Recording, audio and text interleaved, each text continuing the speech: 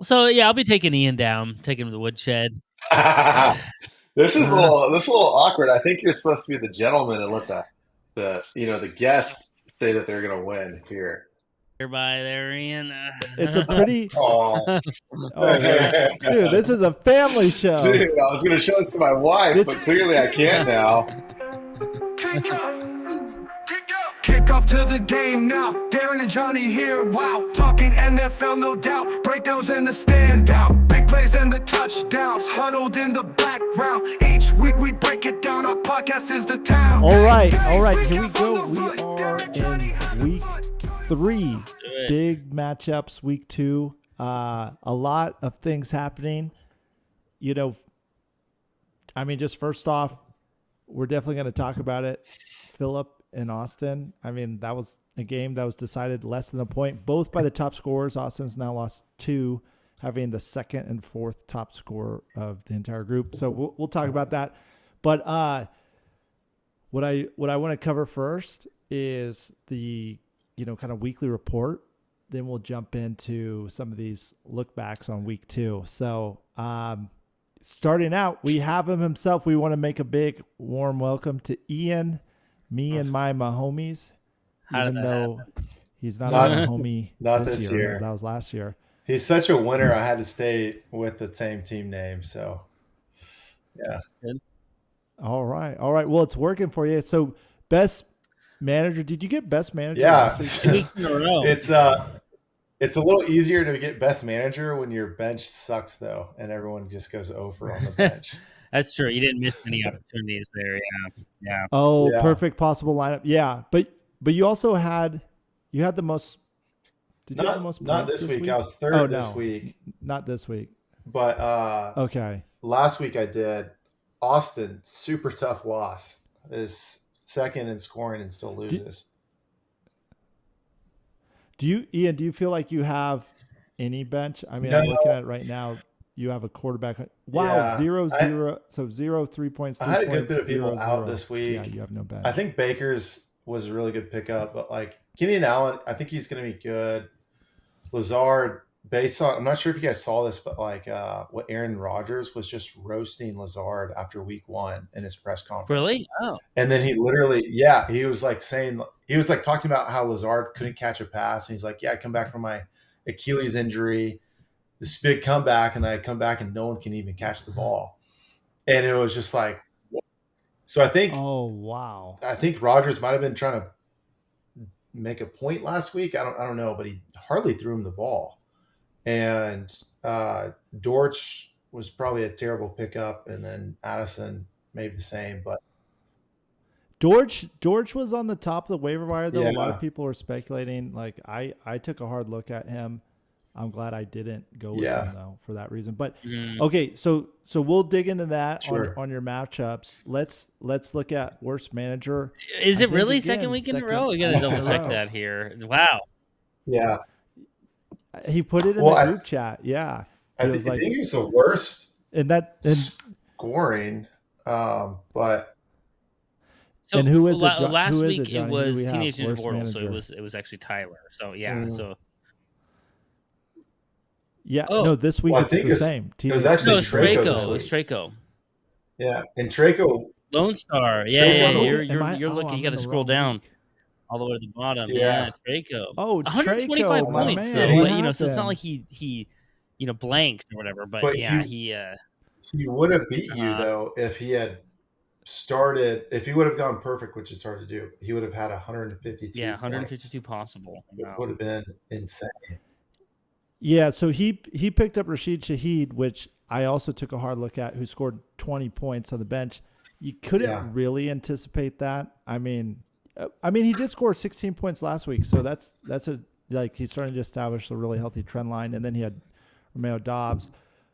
I also had, I don't know, not significant points, but between Brian Robinson and Amari Cooper, I was really debating. But Amari Cooper had so many targets. I mean, last week and this week, 9 and 8 targets, and Deshaun Watson just can't get him the freaking ball. Yeah. And then Brian Robinson consistent with like 15, almost like 14.6 points and Amari Cooper 4 points, and that almost cost me the game. I literally won the game in the last minute on the touchdown pass to Drake London from Kirk Cousins. Like, it was literally the game-winning touchdown pass that went from a 5-point deficit to the That's win. crazy. So Lone Star, a lot to dig in there. I don't know. He's talking about winning leagues. He's 0-2 right now. Which you're either 2-0 or 0-2 in this league at the moment. There's no in between. Yeah. And the only one who's probably shouldn't be in that category, I mean, I don't know. There's a lot of good guys that are losing games, but Austin could have easily been 2-0. Austin has the second most points in the league right now. Crazy thought if he's 0-2 and he's got the second most points in the league. That's wild. Yeah, no, he's definitely one to watch. Biggest blowout. Ian versus Poor Nick, man. 2 seasons in a row. His team looked thoughts? pretty good to start the year. Like, I was definitely expecting. I was just first 2 weeks, but it has been a lot of losses for Nick over these, the last 2 fantasy seasons. Unfortunately, not sure what's to blame for that. I think he's actually doing, like, he had a chance early on in the week. I thought he was actually going to beat me, but he has CMC out. Right. 2 games, your number 1 draft pick, 2 games or that 2 is weeks tough, in a row. Oh, and so I think putting up 120 or so without your number 1 draft pick is pretty impressive, especially when it's CMC. And he's snake draft, so he got the 11th person on the second round. And so I feel like he's doing. Actually, no, he would have gotten what is that? Like the 20th person on the second round. Yeah, right. If he was second, yeah. I'm not sure. Like, he picked CMC and then had to go all the way back to you and then back to him again. So his second pick was really low. So it probably hurt him much more than somebody else. But I feel like he's got a pretty good team, actually. I think he's got a chance. He just needs a QB. Right. Yeah, we'll dig in more. We'll dig in more on his look back and future matchup, because there's definitely a lot to understand on that. Narrow victory. I mean, this was one that came down to the wire. Phillip versus 50 cents, again, basically. Yeah. Less than a point. Who was saying it? Did you say in the chat it happened? Right. I was watching that game and the Falcons scored and then the Eagles got the ball back, right? But it was kind of desperation time, right? It's kind of like you either got to throw a Hail Mary or try to get in field goal range. And I think they he completed one pass of that series to Goddard, and I think there was that one reception, like that extra point or 2 from that reception, pushed him over the edge, and then the next pass that Hurts threw was intercepted, or sealed the game or whatever, right? So I think it was that last completion that he threw got Phil the win. Yeah.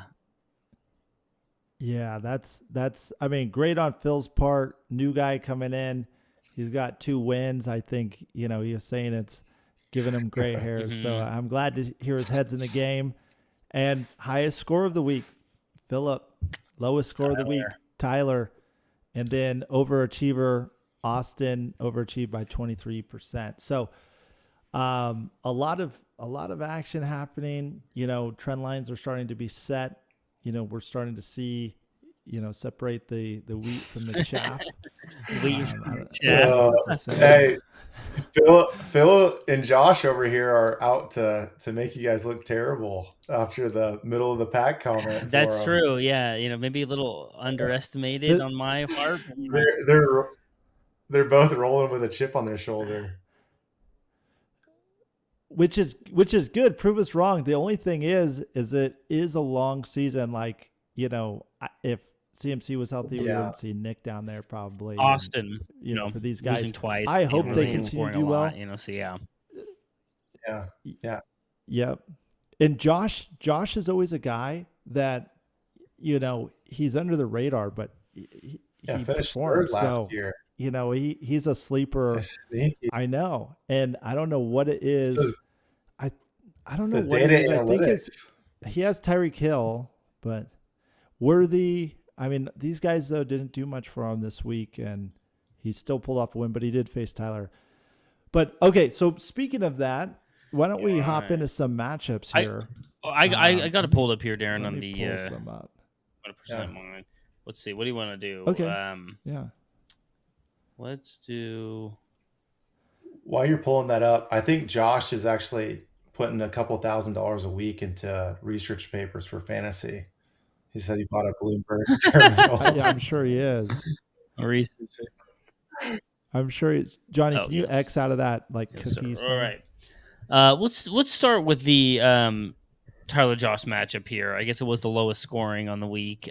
Tua leaving in the middle of the game definitely had a impact on Josh's team, but he still didn't need it to get the win there. Overall, a lot of the quarterbacks have been kind of low scoring. There was a stat I saw. I took a screenshot of it about passing TDs. Last year through the first 2 weeks, there was 86 passing touchdowns. And the year before that, there was 105. And this year, there was only been 65 passing touchdowns for the first 2 weeks. So, a lot of quarterbacks, aren't scoring big fantasy points so far, and same thing with tight ends a little bit. There hasn't really been a big tight end performance yet. So, yeah. I wonder why that is. Which is surprising because it almost feels like they're doing away with the running back position. I mean, the top paid running backs are nowhere near any other position. Right. It feels like as far as skill players go, and you're just seeing way more, spread offense and just more receivers involved. Gone. Yeah, multiple tight ends. Yeah, the running backs are catching dump off passes a lot. It's as far as true ground runners, I don't know, Ian, you had at one point, second ranked offense in Mississippi when you were an OC. Well, I'm probably the wrong person to ask considering my first game. The fans literally started chanting "Run the ball" because I was trying to throw too much. So, we had some horses on the team for sure that I was very blessed with. But yeah, I don't know. It's interesting.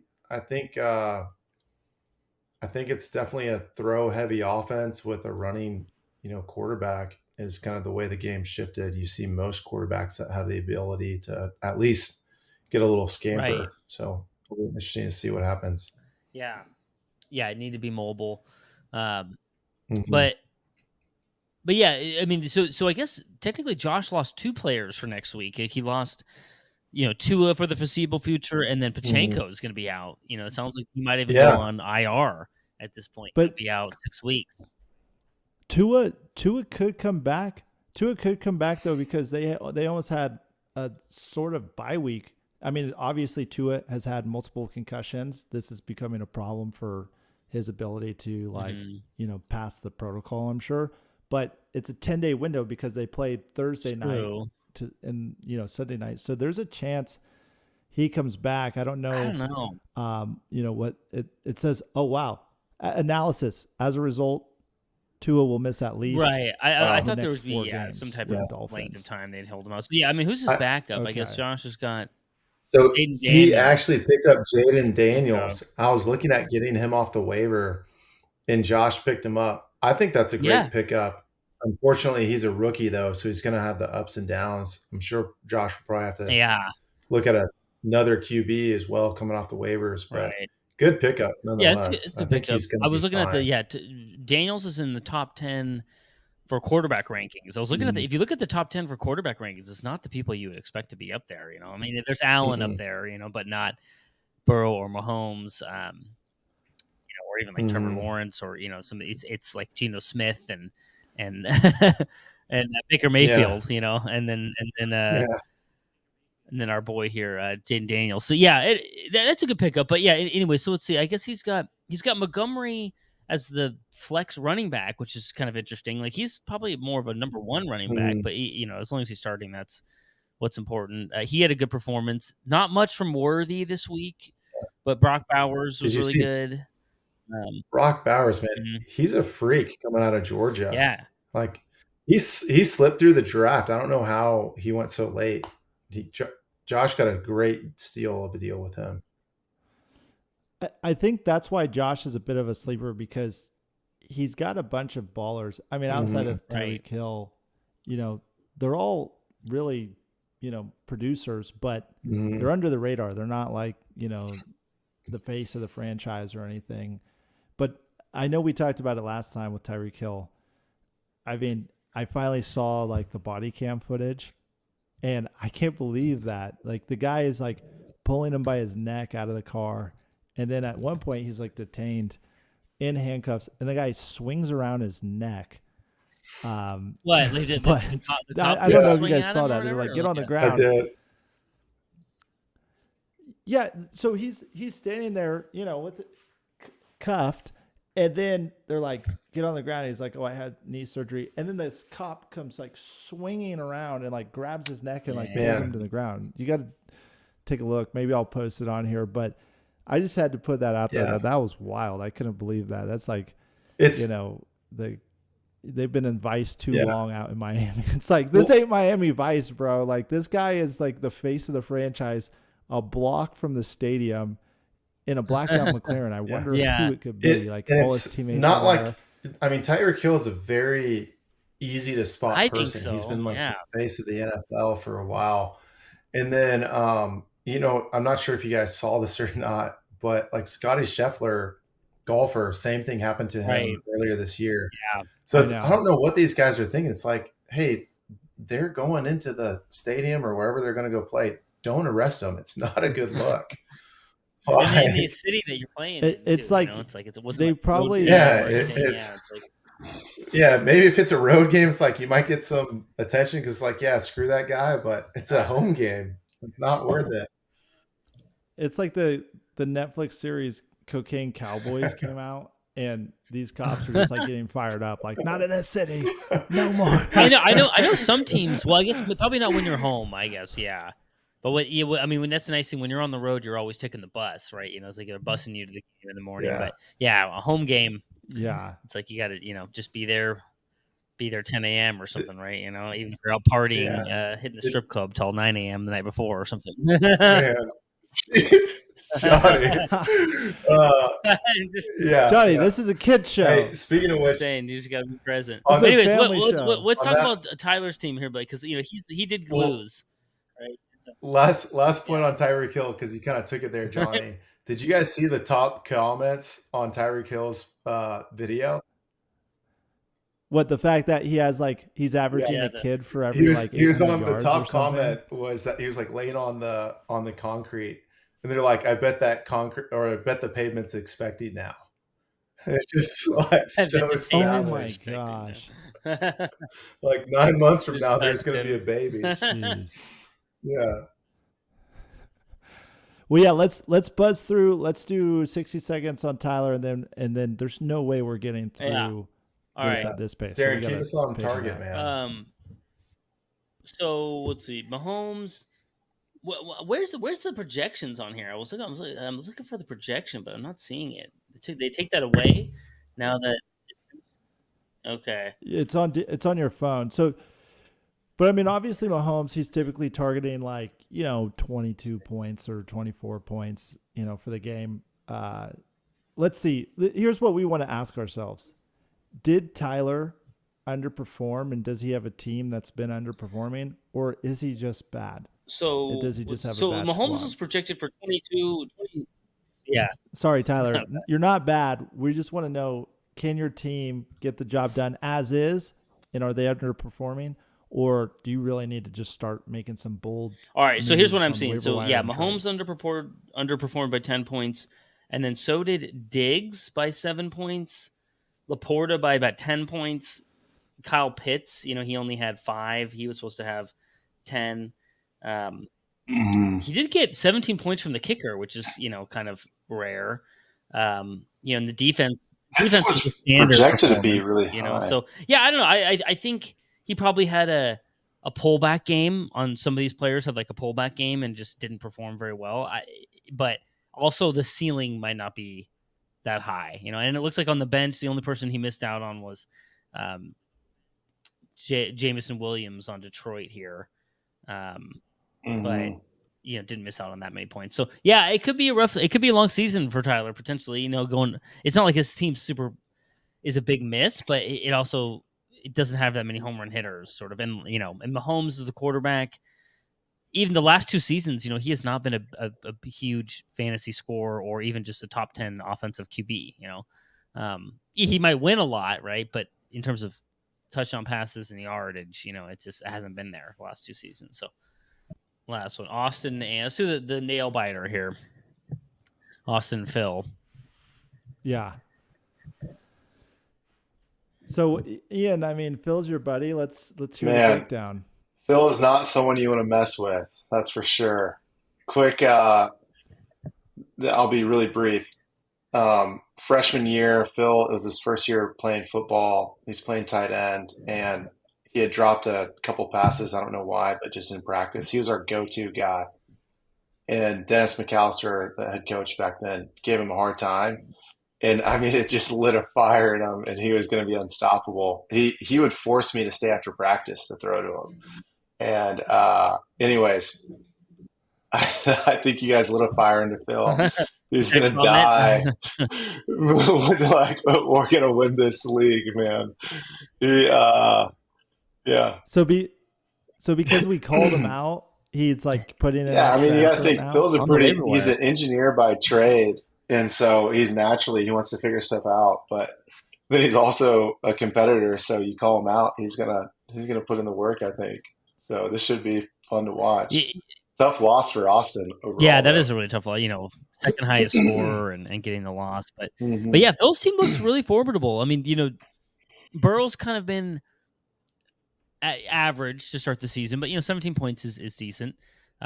Gibbs has been great, and then Kamara, man, how many seasons has he been in? This is his seventh year. Okay, I was like, man, he's definitely savvy veteran, elder statesman. These, in terms of running back at this point, right? And he's great. He looks really good. 44 points. That's amazing. So yeah, I mean that's a solid first, 1, 2, 3 right there. Garrett Wilson so far has kind of been hot and cold. I had a bet on him last week and lost that money, and so I was a little pissed about that. But and then this week he didn't 54, 57 yards, whatever. Devontae Smith's been good, and Goddard's been decent. Tight end. 17 points from the kicker. Or no, that's Mason. Never mind. Sorry. Yeah. So he's got the backup running back that's getting all the touches for San Francisco, and yeah, I mean he I would say we definitely move him up from middle tier to podium contention at this point. Yeah. So A-Chain, this was a very questionable start. I mean, Austin did the right thing. I don't know if he even had someone back up to replace him. He had some guys, but A-Chain luckily was not. He suited up for the game because he didn't practice. I don't think he practiced all week. He just suited up for warm-ups. That's when we heard he was coming, and obviously a 30-point game. Cook, I mean, his starting running backs put up nearly 60 points. I mean, the number of 30-point scorers on his team is like insane. Yeah, Austin's got a great squad. I mean, the only questionable position really. Yeah, very questionable. Yeah, I was listening to some people talk about Richardson, and it's people seem concerned right now with his accuracy and decision making, and obviously that doesn't really matter when it comes to fantasy, right? If he cuts off a 80-yard run or whatever, you're gonna get those points. But yeah, in terms of just being like a long-term starter and being a consistent performer, yeah, I think it's definitely up in question at this point with Richardson. But the good thing is like. You could get a quarterback, you could make a trade, you could pick somebody up. And there's only 10 people in this league, right? It's not like if there's 12, it gets a little bit harder to get a quarterback. Yeah.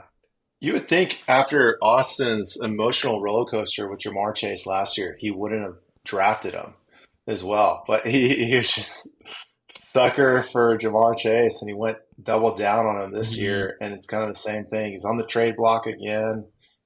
Joe Burrow's not really performing that great. People talking about his hand issue, grabbing the water bottle, like all these weird things. The Cincinnati is a good team to root for a team, but I think just fantasy-wise, those guys are kind of a black hole. Right. Well, and then Marvin Harrison, it kind of costed Austin in the first game. He started Marvin and got like 1 point off of him, and I think got lost, right? Lost. This week, totally different story, right? Was able to cash in, 29 points, 2 touchdowns. That was a good performance for him there. But Mm-hmm. Do you think that's like maintainable? Because I mean, he had 8 targets, which is great. That's a great sign. But only 4 receptions and then 130 yards with 2 TDs. I think the first 2 catches of the game he scored. And no catches in the second amazing. half either, which was kind of weird. All 130 yards were in the first half. Well, did you guys catch what the post-game interview was last week? I'm sure you did, Johnny. They're your team, right? What, from Marvin Harrison? Or your local? Yeah. So not from Marvin Harrison, but from Tyler. Gosh, when he was like, nah. Yeah. Yeah. He was saying it wasn't his job to find his guy. Right. It's like, man, you're the quarterback. What else? Well, are you and then look what he did this week. That's the first thing he did first quarter, right? He's finding his guy. So it's just like, I don't know. I think it's kind of so. Here's what I think what happened. Looking at the highlights, I think the coach probably got on to Kyler Murray and said, "Hey, look, you got to throw this guy the ball. Here's a top draft pick. We're going to draw up plays specifically for him." And I think they had a whole week to practice those plays to get Kyler worked up to focus on them. But this guy literally has it in his contract that he has to watch film. Kyler Murray he's not a Tom Brady or a Drew Brees or anyone else really for that matter that watches film. He's like Jamarcus Russell. He just plays on talent. Yeah, hero ball. And so I think, I don't think he's a second half quarterback who's going to be finding guys like Marvin Harrison, unfortunately. So hopefully Marvin Harrison becomes like the Megatron to how he was to the Lions, because otherwise I don't think Kyler Murray. I have Kyler Murray on my team because I think he makes plays, but I don't think he's going to be the guy to always find the open wide receiver. For sure. Yeah. Wait. Oh, I see what you're saying. Yeah. I mean, Kyler Murray in his 5th season, he, the athleticism does taper off. And if you're not like consistently making plays, you'll get phased out pretty quick. So it's definitely play in the pocket. Interest, and there. Yeah, I mean they spent their first pick one thing on Harrison. Maybe quick note is so. But yeah, let's Taysom Hill. He started right. Austin started and barely got him anything right. That was his tight end, but so it's like if he would have, does he have a backup tight end? I guess he doesn't. But yeah, tight ends are a tough position. Even if so maybe like Michael Pittman or something, right? If he would have started this guy Brian Thomas, right, 11 points, that gets you the win right there. So definitely a little bit of a scheduling or kind of a roster management game there. Contributing to the loss. Austin always has these random guys. I don't even know who that guy Brian Thomas was. Like if he even existed. That's honestly the first time I've heard that name. But yeah, let's go into your game here, Ian.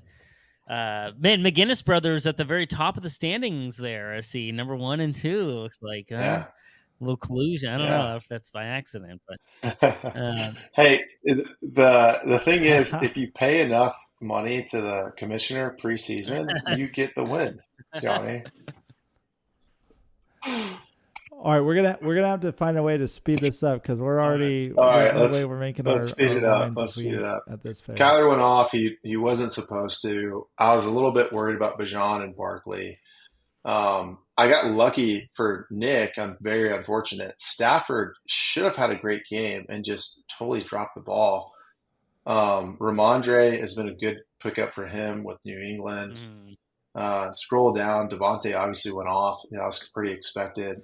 Mike Evans did way worse than he did the week before, but probably a little bit more in line with what his season projections are. Malik Neighbors had a phenomenal game. Pretty surprising considering Daniel Jones is throwing them the ball. Travis Kelce, 1 point. Probably, I think he might have be past his prime. Like Darin traded him to me last year, mid-season, and since then he's sucked. Well, that's what I was saying. There hasn't been a lot of tight end points. Like there were a couple. There's like Brock Bowers and I think one other. I think was it Mark Andrews or one other tight end had a good week this week. But there was a lot of tight ends that didn't. Yeah. And Kelce had a great play. Like as a football player, Kelce had a great play, but they called it back because of holding or something of that nature. He had a great play late in the game. But yeah, so tight ends were pretty even. Flex running backs were even. Both of them underperformed. Zay Flowers and Calvin Calvin Ridley, Ridley look at did that. They were great. just wait. So they were projected. They were Yeah. each projected like 12 points. So they doubled that. Um, I think Ridley's back. He looks great. I watched a good bit of that game. He's back, but all in all, Nick played well or had a good team set up. My kicker went off again, and I think that's what put me over the 20 points edge. from the kicker. I know. Yeah, it was expected for Yeah. 8.5. It looks like was expected. Yeah, it's his second almost 20-point game. That's insane. I think the big question for Nick too is like Stafford's drop off. Is that with Kupp going out of the game, Puka Nacua going out of the game, he dropped from 50, 49. He's got a terrible offensive line. Yeah, I think it's the offensive line. They also have they have a tough schedule, right? 2 tough games in a row, Lions, and then Cardinals. But the next game's gonna be tough as well. I think they're playing like this week. They play. Who do the Rams play? Sorry, there, Kevin. They're playing the Niners this week. So they could be 0-3 potentially. Wow. Well, yeah. So the question is Stafford going to put the ball in the air? Like, can you even start him moving forward? With all these plagued by all these injuries, a drop off of 50%. He's got Jordan. He had Jordan Love as his initial starter, right? Nick did, and then already had to pivot off Love. So I don't know. That would be a second pivot at QB. What can you really expect to get that much better? I would start him again this week. I think he will bounce back. I mean, a loss. 41-10 loss of the Cardinals is kind of uncharacteristic, and I think he would bounce back. That's what I would bet on. But I mean, who are you going to get? I mean, on the waiver wire right now for QBs, it's like number 2, Derek Carr. Jared Goff. We're only in a 10-person league. Purdy, Jared Goff, and Darnold are out there, but Geno Smith maybe. But yeah, Derek Carr, Cousins. I guess there are some options. With just the fact that we only have 10 people in the league, I think it makes it really easy to pick up a quarterback, just because there's a couple different options out there. I got Herbert on my bench if anybody wants to make me a deal. All right. Well, so yeah, I do think I like Nick's team, but I do think depending on who he's playing week in and week out, it could be, it could be a long season for him, but he, everyone on his team is like a number 1 option for the most part, right? So maybe just give it some time and we'll see what happens. But yeah, I still think Nick's top 4. I picked him to be podium contender at the beginning there. So all right, let's go over to you, Darin. This is a tight matchup here. Obviously, you won this one at the last second as well, right? It was the last drive, last touchdown of that game. Yeah, I mean, I was sitting outside, like watching the game on like the last minutes on my phone because we were outside hanging out. And I literally got out of my chair and like ran around, like so happy because the reason is the like I said in the beginning, it was like I needed 5 points. I posted it in the chat, and Traco, I mean, he needed a win, but I did not want to lose. And Drake London finally was getting reps at the end. I saw that Kirk Cousins, he was really working the ball around at the end. He had a great drive to finish the game, which showed why they paid the cash for him, because it's like, dude, you're not targeting your top receiver. He's not getting any action. What's going on? And then he just comes out of nowhere. He's just drives the ball down the field in like just a little over a minute to win the game. And sure enough, we're talking about the last minute of the game. The only way for Drake to get the points I needed to win was to catch a TD pass. Well, and that's exactly prior what to that he did. drive, I mean, he probably had like 5 receptions for maybe 30 yards or something like that, prior to that TD or the drive. Yeah, it was like that last catch that, really pushed it over the edge. And I mean, it was amazing. So that matchup, I mean, I was really going back and forth between Amari Cooper and Brian Robinson. And Brian Robinson has just been, proving himself to be consistent. He got shot last year or whatever, and he was out recovering. And Amari Cooper, I mean, his first game he had 8 9 targets, second game Dude, 8 no targets, points but over the first 2 nothing's weeks. I mean, this converting. guy's got Deshaun Watson as his QB. I would bail off that, Yeah. honestly. So, yeah. Yeah. Yeah, that's Sean Watson's that's a big more Dude, that bust. guy's such a relevant than I chode. thought.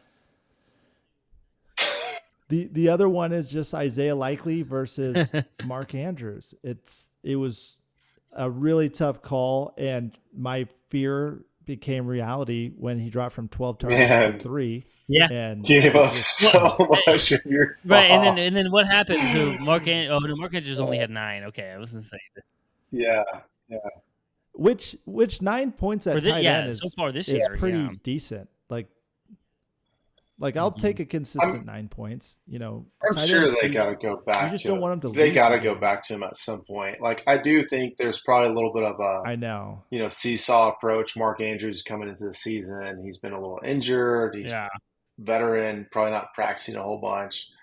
But, I mean, likely showed up, and he was a big ball player for their team. So I'd imagine, they'll utilize him. I just thought this guy's Isaiah Likely is a young guy. He comes in, he proves himself. He's making big plays. He's open when you need him. Like, why would you go away from that? And Lamar Jackson, Yeah, it was a weird they lost game, the game for the Ravens. so Yeah, they it's like you never really got their offense going. It felt like,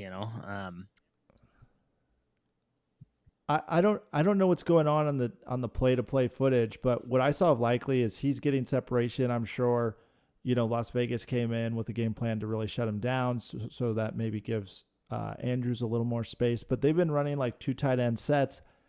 I think he just got underutilized because he proved himself last week 1. But anyways, that was the big one for me. Everybody else kind of played really well or just slightly under expected, but 129 points, is maybe like it's a win maybe 70% of the time, something like that, right? So it's like, you kind of got lucky with the matchup this week, right? Not playing Austin or something like that, but and then I guess when we let's look at Traco. Yeah, quick. Is this guy their main back, Jerome Ford? Is he their number 1?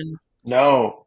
Well, he's their number one. Okay. But the really interesting thing is Deontay Foreman got more carries. Really? Okay. And yeah, I mean, he didn't really produce a whole bunch, but he had 14 carries. He had a good week 1, 18 points. So yeah, but that's that. He was definitely behind the projection there. Otherwise, everybody kind of played well. Like McBride played well. He didn't get many points from the tight end spot but Rice 18 points. The kicker had 10. Nothing from the defense. That probably is a difference maker right there, right? If he just gets a normal 8 points from the defense, that pushes him over the edge. That really hurt him because if his defense performed, I wouldn't have. And that was last night, Monday night. So that was what. So as that was the Drake London thing was happening, that probably honestly decreased the defense's points, and then increased the Drake. Yeah. He was already riding okay. at one point because they didn't even get a sack. I mean, until I think later in the game, or maybe that was just the only point. But apparently, the score was over the threshold.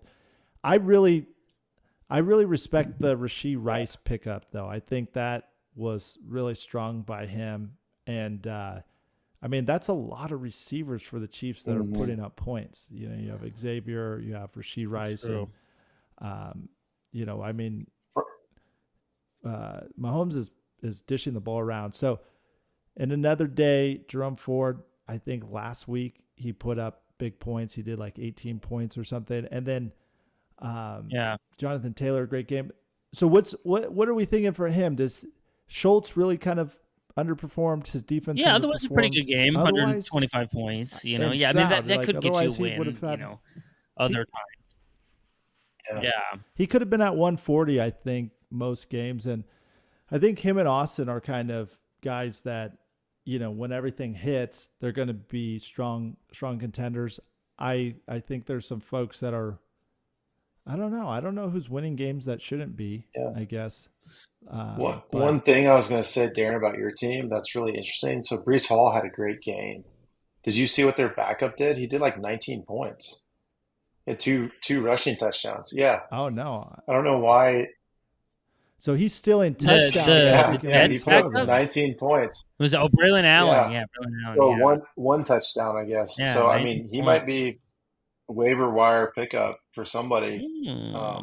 Okay. Yeah, but I don't know how consistent that is though. With only a third of the game, but he's a rookie, so they might be ramping him up. And what that does is it helps keep Breece Hall fresh. But it's the targets and the receptions that are really stacking points for Breece Hall. So we got mine here and Kevin here. So I know. Okay, so yeah, Allen did not have a good game. The Bills played on Thursday night, right, against the Dolphins, and I only had like 25 points out of 3 players coming away from that. Kincaid only had 7 points, and then Shakir actually had a decent game, but yeah, I was definitely kind of concerned. I was like, yeah, I'm probably not going to win this week, only having like 25 points from 3 players after Thursday night. But yeah, I think where I made up ground, Justin Jefferson had another great game. That's 2 weeks in a row, 15 points the first week. And then DK Metcalf, he actually, that probably was the performance that really, made up ground there. Did Justin Jefferson go out? Did he get hurt? Questionable, it looks like now. I don't know if he left the game or he just, is.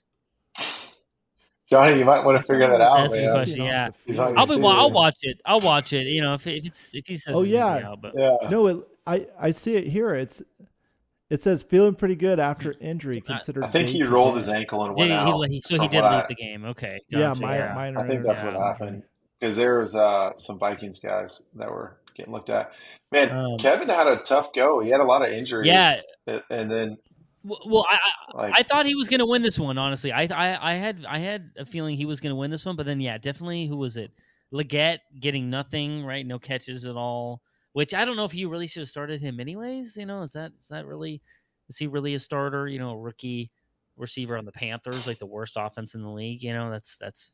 Probably not the best. And then Kupp obviously left the game, right? Hey, remember Kevin Traco's boys, Dave, man. They're gonna chase you down. I'm just saying.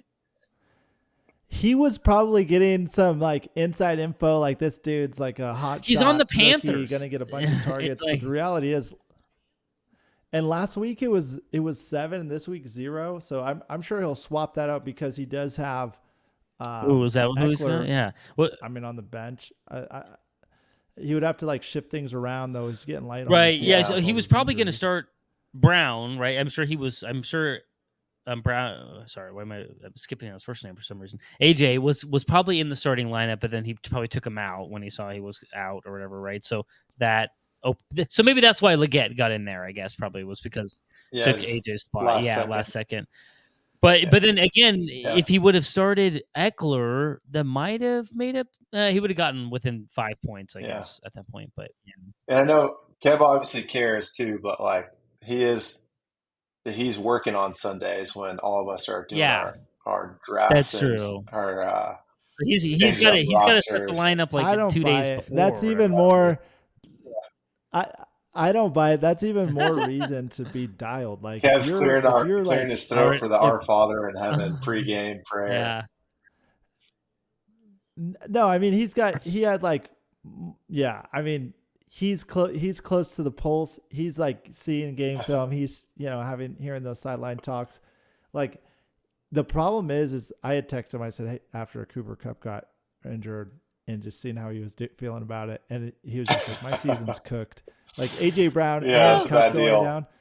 The reality is they're coming back. If he can just somehow, if he's doing 125 with injuries, he's fine. He's got Jalen Hurts. I think he could do some he's waiver. Got a really good team. Hurts has been good. With 18 to 24. Jalen Hurts, I think, is like arguably one of the best quarterbacks for fantasy wise, for sure. Exactly. Yeah, for fantasy wise, I agree. Yeah. Honestly, I don't know. I might even put him top 2 or 3 in the NFL for guys that want to have the ball in the only won 3 quarter. of his last 11 games or something like that or whatever. Going back to last season, I don't know. They're like really. That's surprising. Yeah, watching something about that. So he's kind of in a little bit of a rough streak, a little bit, but fantasy wise, he's been great. Yeah, I think. But Kevin seems decent. I think he you don't want to go 0-3, especially when the season's only 14 games long. But it's not, even if you do go 0-3, it's not like you can't make the playoffs. Because if you look at the standings, right, there's only 10 teams. Where's the standings at? There's 10 teams, and 6 of us are going to make it, right? So only four teams are not going to make the playoffs. So probably there's going to be a team with a losing record, right? That will make the playoffs or whatever, right? So, like Austin right now. Yeah. Are we going to get participation trophies at the end of the year, Darin? Austin, no. You know what the trophy is if you lose. That's you're going to be in pancakes in a singlet, bright, uncomfortable singlet at the gym, or you're going to be tatted. I love how Tyler's like already owning it. He's like, "Hey, I got a kid, I got a business. I'll let fantasy slack." Yeah, he's trending right now. Yeah. The I could see him sneak up there though. He's a competitor. But everybody else though, so these are the standings with point production too. So he's at 212. Like I don't know. I don't know if he's going to be able to climb out, like if he really focuses, I think, but it's going to be luck every time he pulls off a win, where like actually Kevin, is going to be a tough road for Kevin. Austin obviously is somebody who's going to shoot up there. Yeah. I think Kevin, Nick, and Tyler are going to but once Kevin's team comes back, if he's just able to hang on till, week 6 or 7, when guys start coming back. I mean, I don't know when Cooper. It sounds like it's going to be a few weeks. Might be out for, AJ might just be this week. Maybe it might have just been this week because it was Monday night game. And Austin last year was the most active by far. Already, he's got 7 free agent pickups. Darin, 1 free agent pickup, 1 waiver. I had 4 free agent pickups, 2 waivers, and then Johnny, you're at nothing. Josh had 1 and 1, so two total. Nick had 2 free agents. Kev had nothing. Phil has 4 free agent pickups, 3 waivers for 7 total. Traco has 2 free agent pickups, no waivers, and then Tyler has 0. So the crazy thing is, and then Darin obviously spent the most. You got 120 left over on your fob. Yeah, $80 unlikely. Was that likely to succeed or to fail? Who knows? But time shall tell. That'll be interesting. That may be a player right as we get into playoffs. Because I remember last year I had a lot of issues with not having money late in the season. But so the interesting thing is, if you look at the win-loss record, like 2-0, essentially versus like, so if you go to like if you look at who's winning and who's losing, if you look at the waivers, and it's hard to tell right there, like on my screen it's sorted, but if you look at the waivers only, everyone who's had a waiver wire pickup is in the winning bracket, and everyone that has not is 0. They're winless, and so we saw that last season too. And so the question is it correlative because the waiver wire pickups are actually positive to the team, like Phil getting Mason, which was huge, or is it just a sign of folks that are engaged, that are taking this serious, that are so what's interesting though, and I thought that too, but Austin, he's got the most activity, or tied with Philip. He has 7 pickups. And he's 0-2. But they're free agents. Yeah, and he's 0-2. He does have a lot of points, but it definitely holds true that activity generates points. Yeah. 3 kicker transactions. Jeez, I mean, that's like... Yeah, I mean, kickers kind of all just trying the same usually, but it's... Yeah.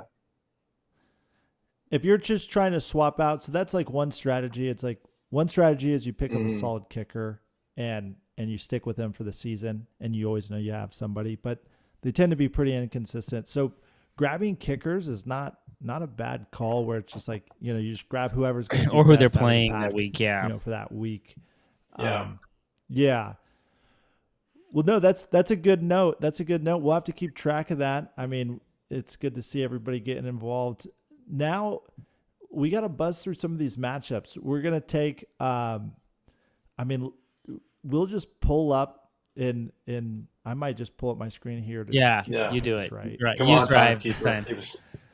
It's a bad thing when you're having to keep us.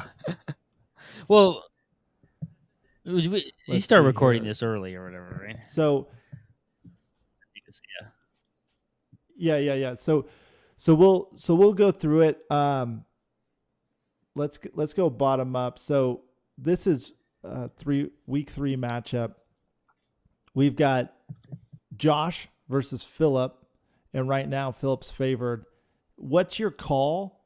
What, if you had to say why they're going to win or what changed, and we'll just go quick. Ian, thoughts on this game? 30 seconds, then Johnny. Yeah, scroll through their roster a little bit. I think if Josh can pick up a quarterback, that's going to help him out. Jaden Daniels isn't a bad go, but also with Kamara being on Phillips' team, he's looking really good. He's found the fountain of youth, and I think it's going to be really difficult with a new quarterback coming in to Miami to throw the ball to Tyreek Hill, and for that to be a good connection for Philip not for Philip, but for Josh to be able to leverage those points. And then I think just with Philip right now, all of his guys are hitting all cylinders except for Joe Burrow. And so Philip's kind of in a position too where he may need to be looking for a quarterback on the waiver. And so it'll be interesting to see who picks up, those top 3 quarterbacks, Derek Carr and a few others on the waivers. I'm really curious to see who snags them tomorrow. Mm-hmm. And this is even interesting because the way that Stafford plays is just like one person gets fed the ball way more than anyone else outside of like a few games last year when Nakua and Cup were getting fed. But he could take the targets, and I don't know if there's anybody, and I don't even know how many tips I really want to give Phil. He's number 1 on the depth chart at but the moment. This DeMarcus Robinson, because Cooper Kupp's out and Nakua, yeah. That's what I'm saying. Like, he's going to become the new number 1. And I think what they do is they call player 2 in the huddle, and then they've got choice route on everything. So it's like the receiver that's his go-to target is always technically open, because if it's man, he's got a choice route. If it's zone, he's got a choice route, and he's just sitting in the gap, or he's just running a route specific to his DB, and they're kind of on the same page. I don't know how long it takes to develop. This one's out of left field, but I think Tutu Atwell is going to come out of nowhere. Him and then maybe Quentin Johnson. You got to remember, Tutu Atwell was the number 3 guy last year for the Rams. You had Kupp, Nakua, and then Atwell, and so I would not be shocked if Tutu Atwell goes from nothing to significant role player this game with Nakua and Kupp. Oh, so you think that could be the case, being kind of down? Okay. All right. Well, let's see here. So I mean, I probably would go with Phil on this matchup. I do think his team is pretty stacked, and And the main reason is the Tua injury? And it is interesting that he's got Josh right now has a few people going Monday night, it looks like. So I mean, that could make it interesting if it's close. But and then that's a good point about who's going to be thrown to Tyreek Hill. Like, it looks like it's going to be Skylar Thompson. It looks like. So you're not. If you have to try and find out who the guy is, it's probably not a good look. So it's more than likely, Hill's, just gonna have a 10-point game or something like that, right? And so, but there is possible that Josh could, Bowers could go off again, and Worthy could have another 2-touchdown game, and so it's still possible. But I definitely like Phil's team better. Even the Chargers defense, with Harbaugh as the coach, and they're 2-0. Like that's a good. And he's got the running back for San Francisco. So I think it's pretty solid. First 2-0 matchup. Someone's gonna come out undefeated, and someone's gonna lose. That's true. Yeah, 2-0. Yeah. Oh wow, that's a great point. So all right, Ian, who's I think this game? I think it's Phil. Phil's got a strong team. So does Josh, but I think Phil beats him by 5 to 10 points. Yeah, I would have to go with that too, because Tyreek Hill, last week, 6 points. I don't know if he's had a sub 10 point game in years. And that just makes me feel like, oh, I guess at the last game, but he only played like half the game of 2022. All that to say, that's taken out two of his top producers. Obviously we've seen outstanding performances by Worthy and, Montgomery and ETN. I think all those guys do great, but Phillips got those guys on his side too. Yeah. So I don't see a big difference though. Yeah. Between Jaden Daniels and Burrow, I don't see a huge point differential there. I think Phil's got to fix that Burrow situation. So yeah, I'll be taking Ian down, taking him to the woodshed. This is a little awkward. I think you're supposed to be the gentleman and let the guests say that they're going to win here. By there, Ian. It's a pretty. Oh, dude, this is a family show. Dude, I was going to show this to my wife, but clearly I can't now. Okay, Johnny. So this is a 48-52% like speculative matchup. Johnny, give me your thoughts in 30 seconds, then Ian, and then I think it'll be super close. I think both of our teams are pretty stacked. I don't, Dallas defense didn't look very good this last week for Ian there, but you had good performances from like Zay Flowers and Kyler Murray, right? I think our teams are pretty evenly matched. It's like like Neighbors or Barkley could go off for you, and then like for me, it could be like Jefferson or Kyron Williams or something like that, right? Could have multiple touchdowns, or Dalton Kincaid yet hasn't had a big game yet, like with a touchdown or multiple receptions. So, my defense is playing Miami against Skylar Thompson, and your defense is playing Lamar Jackson. So that'll be interesting. If I had to call right now, I'd say I'd squeak it out, by 5 points or less or something like that. Yeah. I think it'll be a close game. I think, Darin, I think the other manager just doesn't want it bad enough, and, we just want it bad. These guys are getting lazy. I'm kidding. I think it's going to be a close game. I think Kyler Murray's going to be a huge determining factor there. Playing the Lions. The Detroit Lions they got a good defensive line. And so, I'm not super confident there. I might throw Baker in there. I don't know yet. And then I think another determining factor is going to be Justin Jefferson. Like coming off an ankle injury, right. How hard are they really going to push him? Yeah. He's a huge piece of their offense. If you push him too early and you lose him, that's going to really mess up your passing game for the rest of the season. And so I wouldn't be surprised if they sit him or kind of baby him and use him more as a decoy. I think that could really mess Johnny up. It could. Yeah, because I don't really have a great backup receiver at the moment. I've got Sutton and Tank Dell, but neither of them have really scored much points this season. Yeah. Pollard's had some good games though too. Yeah. He could easily have a pretty he's big been solid, jump. even though the Titans have been 0-2, and I know that's the games you're watching on Sundays, right? Ian, is Titans games. Yeah. Yeah. But I think it's going to be close. Honestly, obviously, I want to win, but I do think you might edge me out. Shall see. Do you actually think that, huh? Well, I think it's going to be close, but if I were to lean one way, I'd probably say I'd lean towards Johnny. It really, again, though, depends on Justin Jefferson. Bijan, he's been pretty even. Barkley had one big game, which I think he was coming out with a vengeance there. Yeah. And they're going to be in a short week now. The Eagles. Yeah. I can say this much though, Johnny. My team won't look the same come Sunday. Okay, all So right. Get prepared. Somebody's going to be active. Throw some last minute things in I there. see you got to try and shake you up. You got Baker on the trade block there. I guess you can cash him in for some nice pieces. All right. So it sounds like both Johnny and Ian giving Johnny the win on this, which, Josh Allen, Kyron Williams might even get more play, this week just because the lack of receivers.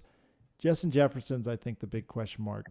And I think that kind of determines who wins this game. Ian has a lot higher point scoring potential. He's scored in the 160 range, and then, 142, where you kind of top out, around the 140 mark. And I think the big reason there, Darin, is Johnny's never hit squats without the pad on the bar.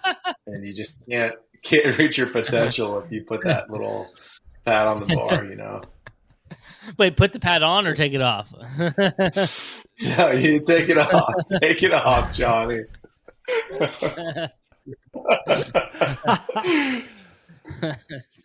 He's in the feminine products aisle on a Sunday morning wondering what to do. I think that Johnny has more consistency in Josh Allen, but if Kyler Murray has a decent game, I think Ian, you take this. But I think it comes down to Kyler Murray versus Jefferson. I think those are the question marks. I think if Jefferson has a great game and Kyler Murray has a mediocre game, Johnny wins and vice versa. Which one do you want to go? Where do you want to go next? Yeah, let's just go. We did these guys. Let's go Austin and Lone Star. So Austin and Traco. Yeah. This one. Somebody's going to be 0-3. Yeah, let's see what we got. From this one.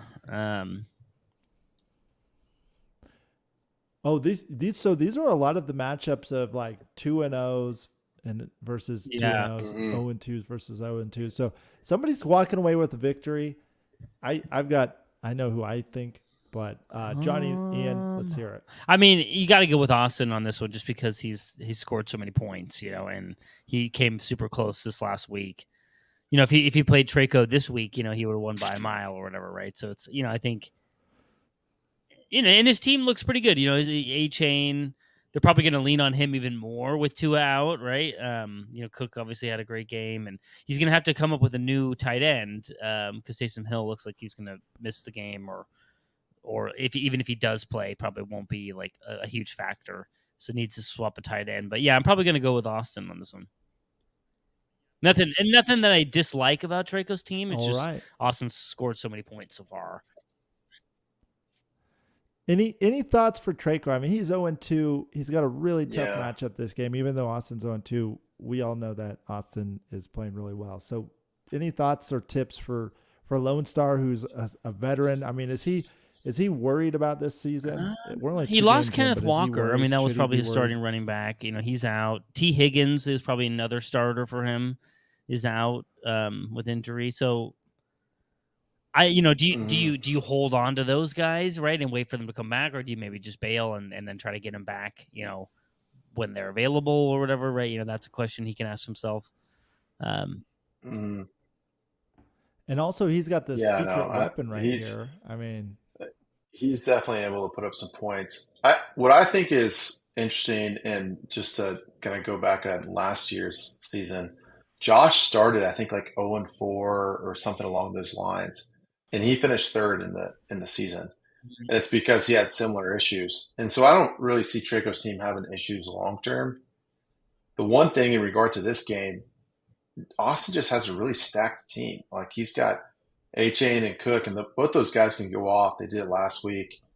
Ford really isn't getting all the touches he should be at running back for Traco.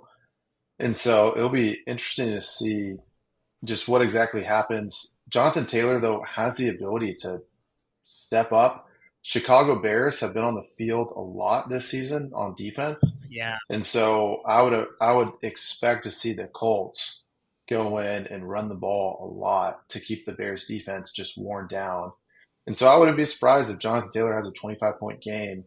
And honestly, CJ Stroud, I could see him going off against Minnesota. I mean, Minnesota, it doesn't really strike me as a strong defense. True, yeah, maybe, but they're playing on the road. He's going to go on the road, and Minnesota's 2-0. Yeah, they're they are. Yeah. They are.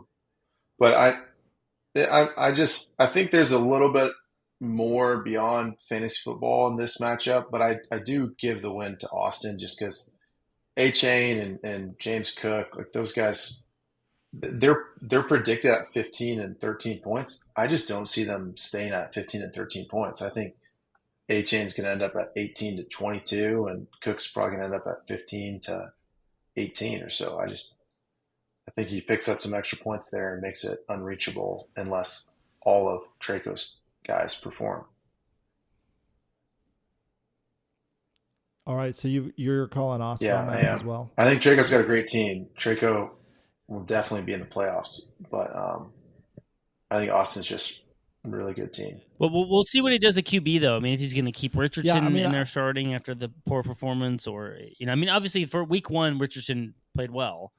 Does he stick with him, or does he maybe, make a swap there? But yeah, we'll see. Okay. Based on Austin's picks with Jamar Chase, I think he goes to all the way with Richardson and doesn't make a move. But yeah, he's got diamond hands on Richardson and Chase. I don't know. All right. Well, we've got to cover everybody in about 5 minutes here, so I give this one to Austin just because the point performance has been like top tier the last couple of weeks. I think, like you said, Traco has a real shot at playoffs. With the squad he has. I mean, considering Amon-Ra's healthy, severity downplayed, I think that's a big indicator of how far his team gets to go. But he's got a good squad. He's also a veteran. I think that he knows what he's doing. 2 losses, maybe 3. That's not great, but I think he snags like that 5th or 6th spot and comes out of this hole. All right. Let's go Nick and Kevin here real quick. And so this is another one where loser's going to be 0-3. Nick's favored going into it here. What else we got?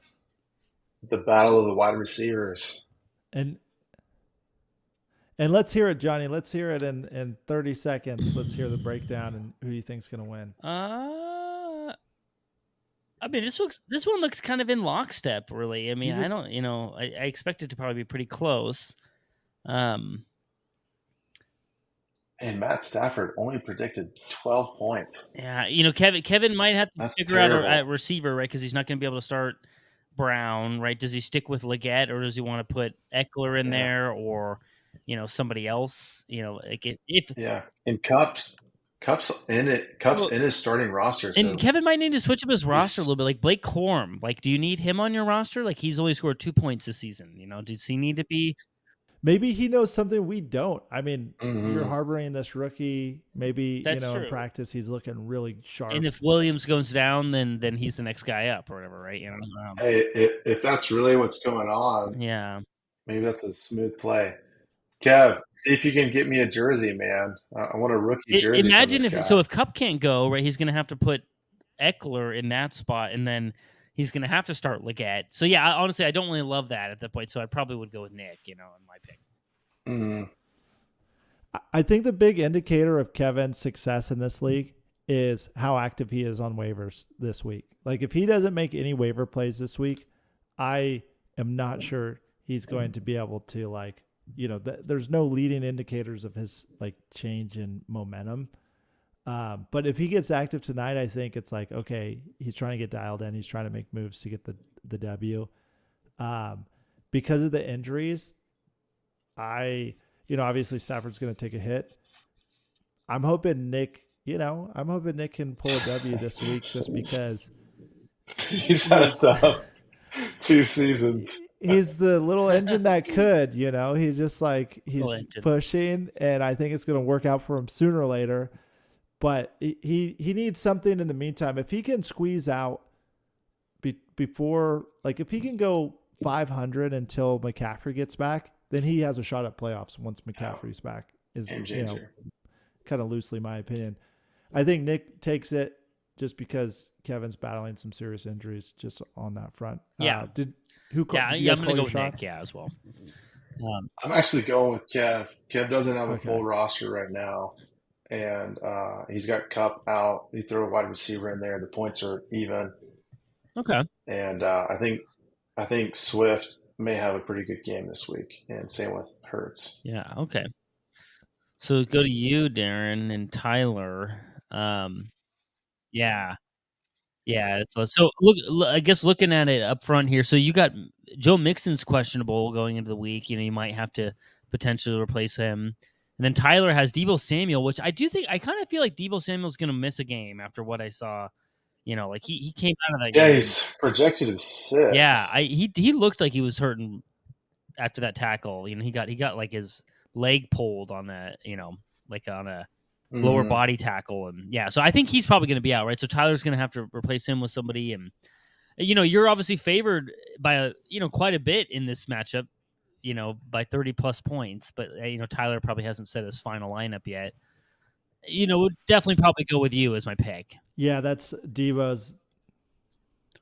Okay. I don't know. I think, the pride always comes before the humble, Johnny, and I'm just kidding. Even as much as I want to $500 there, Ian. even as much as I want to see, the David and Goliath story here. I remember that when I'm buying it. I'll remember that when I'm buying an Xbox with your paycheck there, with your money there. Oh man! Hey, just remember, you better be tithing, Johnny. And I'm. What was it? What was it again? 1%, 2%? It's 50% nowadays. 50. Inflation, I guess, right? Yeah, that's right. But no, obviously, Darin, you got a pretty stacked team. That's going to be hard to beat. Breece Hall, Joe Mixon, CeeDee Lamb, and Lamar Jackson. Those four guys alone can be leaders, in any given week. As much as I love the David and Goliath story, I don't think this one's in Tyler's benefit. I think he, just doesn't have enough key guys, and there is potential if he gets on the waivers to make some changes, because just with the nature of only having 10 teams in the league, there are still guys that are good that are out there. There's I'm not going to mention any names, but I was looking, and there's like 12 guys that are all double-digit guys. Yeah. From week 2, they're going to make a difference on somebody's roster. He's starting 2 tight ends right now too, which is kind of, especially with tight ends haven't really produced a whole lot so far. That's. He also drafted 2 kickers, so a little different strategy from Tyler Tucker and Robert than what we've seen in the past. Probably just got to get Williams in there. Probably put Jameson Williams as a starter. That's kind of the only. I mean, he could put Lockett in there maybe if he wanted, but Lockett hasn't scored a touchdown yet. I think he's got to get rid of Mozart. I don't really see Mozart being a huge. I think so too. Yeah, if he's going to go on injured reserve and be out for at least 6 weeks or whatever the minimum time on injured reserve is, and I would just drop him. And you might even be able to pick him up, when he's available, right? When he's about to play. Yeah. So I would, yeah. He's 32. A-Chain's going off. They have other backs back there. Right. Mozart's a fun guy to root for, but I just don't really see him as a 32-year-old being the guy like he was last season. That you want. Yeah. I agree. Could be wrong there, but I get why he wants to hang on to him. But I think he's got to drop some players, make some tough decisions, and get some no names on his roster that have double digits. It's a good matchup for you this week, I guess, Darin. The rich get richer. Yeah, I mean, it's unfortunate for Tyler. He's got Deebo Samuel and Mozart. I think those 2 guys in the game, this looks maybe, a little less lopsided. And Jameson Williams, that's he's a good ball player. 14-plus point guy. There's some things he could do to get creative on the waiver wire, plus, guys getting healthy.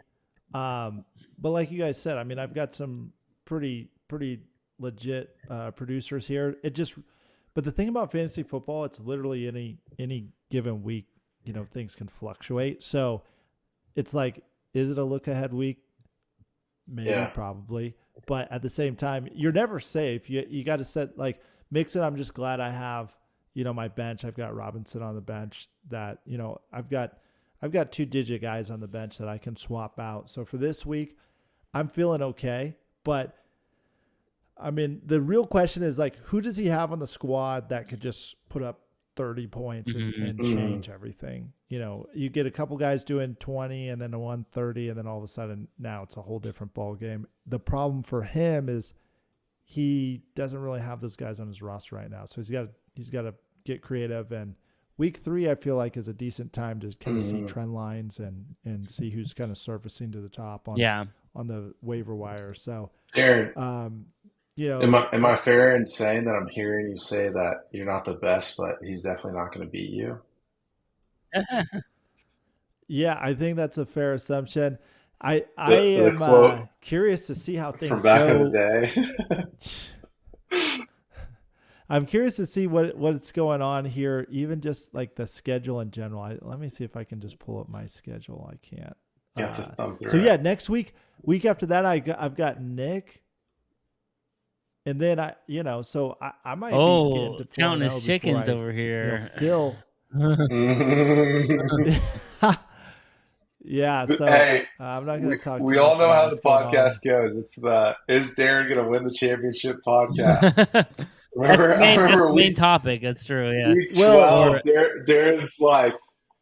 Darin's like, okay, if I do this and then win this, and then it's like, so if Darin's not in the playoff picture, the podcast is about how can Darin get back into the playoff picture. That's what the podcast is about. You guys are off to a good start, and winners across the board so far. So, yeah. And you, Johnny. Well, it's my full-time job at the moment, so watch out. Come on, man. Well, any closing thoughts as we wrap the episode? Another great week of recaps. And, things are starting to shake out a little bit. This is a big week for everyone. The defeateds are facing each other. The undefeateds are facing each other. And, we're going to start, separating the pack. Yeah. Yeah. I think it'll be interesting to see, who's on the defeated side, who's going to get on the waivers and actually be active, start making some changes. Activity just leads to finding guys that are going to win. And if you don't, in the least, you get a guy that you can trade for some value. And I think for those that are winning, if they get overconfident and kind of start hanging out, the fact of the matter is we're only 2 weeks in. You can get lucky 2 weeks really easy. True. And you just – injuries happen. You could have a great starting running back. They get injured, and then that ruins your season. And so you have to be picking up guys for your bench. And so yeah, it'll be interesting to see who stays active. And obviously it's fantasy football. This isn't what we do for a living. But if you're not putting at least, yeah, I was if you're not putting at least, I was going to lead in. If you're not putting at least 5 hours in a day, are you really trying? 5 hours in a day. Well, obviously joking. Obviously joking. Have there been any confirmed trades yet? Has there been any trades that have happened yet? No trades. No trades. Austin's got a couple guys on the trade block. Yeah. I got Baker on the trade block, but nobody's no bites yet. I think that's also a big deal. That's also a big deal because if you have value, like that you're not starting or you have depth and you're struggling to get a win, you have to start dumping some of that excess value to try to grab positions that you need, as playmakers. Or, maybe you've got one standout player and you can grab 2 kind of middle of the road players that are going to push you up on points a little bit. So that's another really solid way. I mean, I think late last season I traded Kelsey. I traded away a couple solid pickups. Or no. Yeah, I traded away Cup. I picked up Cup and traded him to you for Kelsey, and that was I'm still regretting That move didn't really work out for either of you guys. I guess neither. I know. Neither were in the top 4 there. The final 4. Okay, I was struggling with some injuries at a critical point, but we all saw the trajectory. I was in Austin's position where I was like one of the leading scorers, but just happened to face the top scorer like 3 weeks in a row. And then got bumped out of playoffs by the worst person in the league by just that was Connor, right? The silent nonsense contributor. No, it was Isaiah. And you see what happened to those guys. Darin was so upset he kicked him out of the league. Boom! Not again! Not again! Yeah, out there. You're out. But what was tough is that I should have made playoffs, but had I actually been in the playoff bracket, I would have won out. Like my guys that were injured came back, and so it's a redemptive year. I need this, boys. But okay, just thanks 90 for showing minutes, up, everyone. No big deal. Yeah, 90 minutes of fun. That is true. 90 minutes of the week. We'll have to have you on again, Ian. Good contributions. Yeah, this was fun. Contributions. Thanks for having me. Kick off This was a to blast. the game now. Darin and Johnny here, wow. Talking NFL, no doubt. Breakdowns and the standout. Big plays and the touchdowns. Huddled in the background. Each week we break it down. Our podcast is the town. Game day recap on the run. Darin, Johnny having fun. Tune in for the highlights, son. First down hit and we're done. From the field to the show. Touchdowns catching fire, yo. Every week we let it flow. Darin, Johnny's voice, you know. With the stats and the plays. Sundays like a maze. Analysis amaze. NFL these new days. Yeah. Game day recap on the run. Darin, Johnny having fun. Tune in for the highlights, son. First down hit and we're done.